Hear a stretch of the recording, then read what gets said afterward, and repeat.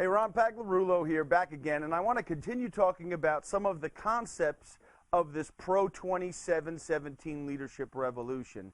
We talked about in a previous video, we said, what does every leader want? And we discussed that what really every leader wants is a sharp team. And that SHARP was an acronym. It stood for successful, hardworking, accountable, results-driven problem solvers. That's what we want. Really, right? We don't want the opposite, which is mediocre, lazy, full of excuses, gets no results, stuck employees or team members. We really do want a team that's successful, so in turn will be successful and our company or organization would be successful. But what's the opposite of sharp? Right? The opposite of sharp, if you think about this, is dull. What's good? The use of a knife, for example, if it's dull, it's really frustrating. Have you ever tried to cut a steak with someone gave you like a plastic knife and you tried to cut it and there was no edge on there was no blade, and it really was just wasting time. And that's what happens when your team becomes dull. So you might be saying, that's right, Ron, I want a sharp team. That's exactly right. How come my employees aren't sharp? Well, here's the catch. If you want a sharp team, you have to be sharp leadership. As iron sharpens iron, so does one man sharpen another. So if you want a great team, you have to be a great leader. A great team requires great leadership.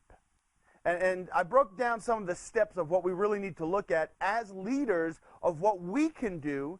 Now, this whole system, this whole program is about making you as sharp as possible and becoming the best and most effective you can be as a leader. So in turn, you can have a sharp team, a successful team, a hardworking team, a team that's accountable without you having to be over their shoulder looking at them, a team that's results driven, a team that's problem solvers, a team that's empowered. And as we break down the edge way of us doing this, which really this is the start of this whole program, is you've got to have the edge. And what does the edge stand for? Is that you have to have enthusiasm. You have to enthusiastically elaborate and enroll people, then educate people in the vision of your organization. So it does start with a great vision, but let's go back before that. Let's just say you have the vision and now you're starting to develop your team. Well, number one, it starts with recruiting a right team member.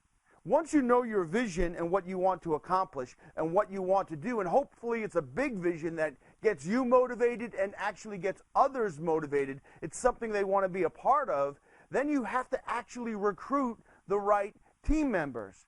If you have that ability, if you're starting fresh, yeah, you're going to say, okay, what would be my ideal employee or my ideal team member here? Who's going to help? Where are the gaps, and how are you going to be able to fill in these gaps? And you've got to look at that. So you've got to recruit the right team members. But you might be saying, Ron, but I took over a position and I've been given a leadership position and I'm here to do something within an organization or within a company, whatever it might be. And you're saying, okay, but I have these existing team members. Well, we've all been there if you've been in management before.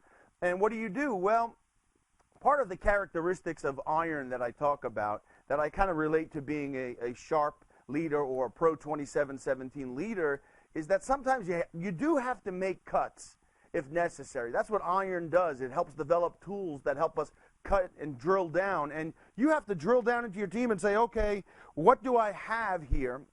And I always think there's hope for people, and I always think that if you have the right leader, you can turn around a team pretty easily. But if you have people who don't have the right skill and they're not the right fit for the right positions, or they're just negative and they're a cancer within your organization, that's part of your responsibility as a good leader, is to make that cut and say, hey, for you, I can see you're not happy here. I can see that this seems like you dread coming here. You dread doing anything that has to do with any projects or anything that we have to do here on this team. Maybe this is not the right fit for you. If you could fit them somewhere else in the organization or make that recommendation, that would be great. But if you can't, sometimes you just have to make the cut. So you've got to start with recruiting and having the vision of what you want to accomplish in the end, the outcome, and then you're going to have to say, hey, is this the right person or not? It's kind of like college football, the NFL, sports teams, right? You're not just going to, sometimes you have your team. If you take over as the coach, you're not going to get rid of the whole team, but you're going to look at what your strengths are, what your weaknesses are, and we're going to say, how do we make that better? My first opinion is always try to find out how to make it better. That's your job, is to sharpen. Even a dull knife can be sharpened most of the time. So what we want to figure out is, how can we do that? So you got to recruit the right team members. Then you have to have those team members enrolled in the greater vision, in the overall vision of the organization. And that's where we miss it a lot of times. We want to just put this off on our employees or our team members and say, you know what, they're not sharp, they're dull, let me get rid of them. Well, that's a waste of resources. That's a waste of an opportunity to grow people and to really help you refine yourself as a leader. Sometimes you have to say, you know what, maybe they're just not enrolled. And I find this to be very, very common, is that people just aren't enrolled. And we're going to talk about a lot as we continue this program of how do you specifically enroll people. But you got to think about this. If you don't have a greater vision, if you're just coming in there thinking you're going to manage processes and operations and you're going to just manage how things are supposed to work, that's the manager role. It's still very necessary, but it's not what we're talking about here. We're talking about the leader role, which I think is a specific, separate role than the manager. Okay, you're going to have to say, okay, do we have the vision in place? And do we have the right team? If not, let's recruit the right team. But because we know our outcome, it's going to be a lot easier.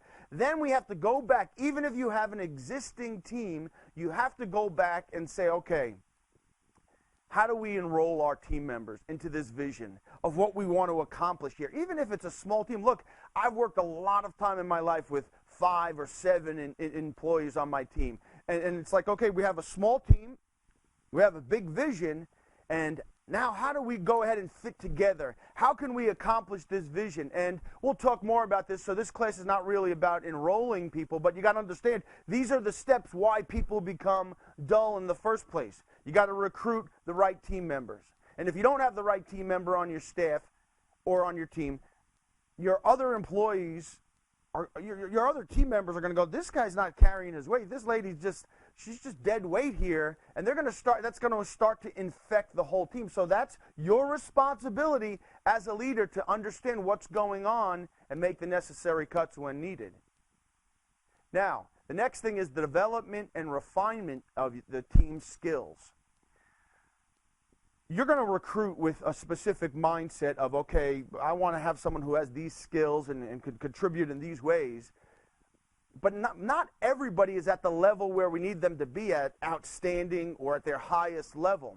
And you might see, wow, this person could be really great in this area if they get those skills developed more, and then we can refine them. So you have to have a system in place that allows the development and then the refinement of the skills. Do you even have a process for that when you recruit? Listen, I've been in positions myself where I came on board and I said, okay, I see the vision and I think I could really contribute. And they had no development, or they had no training there, or they had no way for me to become better. So I either said I'm going to get frustrated and get out of here, which most people do if you're an A player on a team, or in my case, I said, hey, we've got to get some training created here. So not just for me, but for future employees and future team members, that we're never going to get to this vision that you're talking about. So do you have a development and training process in place? This is where I talk about investing in your team.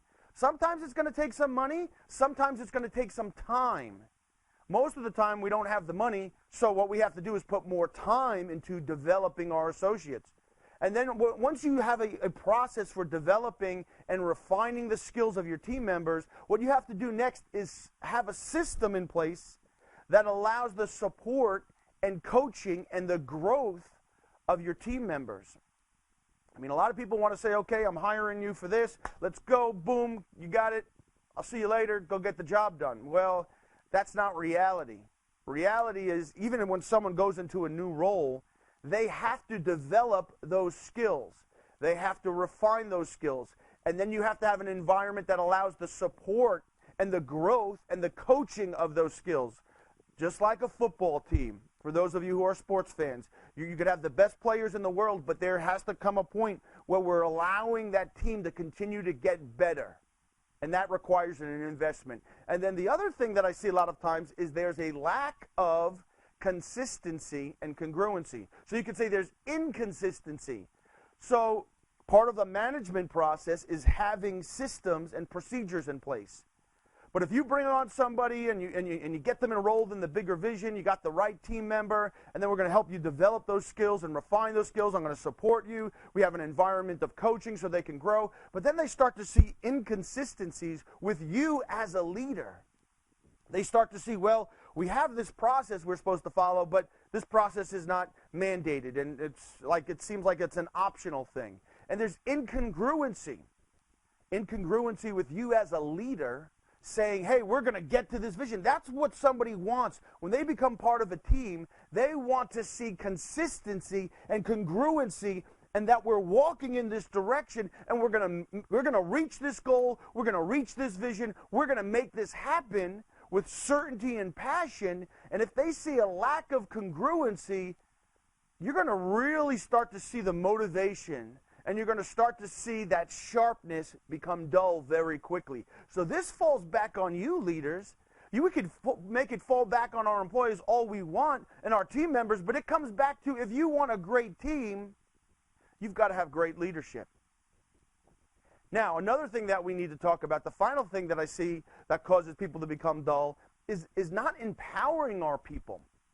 There comes a point when the person has their skills defined and they have their skills refined and developed, and you've supported them, you coached them, you invested in them, then you got to let them go and empower them. If you think you're going to be the only one who's going to be able to carry this vision, well, it's going to be a hard road to get to that outcome that you want to get to. You've got to empower people. You've got to let people rise up and become as great as they possibly can. When we said, what does a leader really want? It's about, what did we say? Getting our team, giving our organization the edge by getting our team to want to perform at their highest level, and then allowing them to do it, and then getting them to do it. That's a leadership thing. Okay, so hopefully these steps here, you could go back and look within your company or organization and say, okay, are we recruiting the right people? Are we enrolling them? Do they understand the vision? Have they been what I call a vision cast? Have they seen the big picture, even if it's not a reality yet? Have they been developed, and have their skills been refined? Have you supported them and created an environment where they could grow?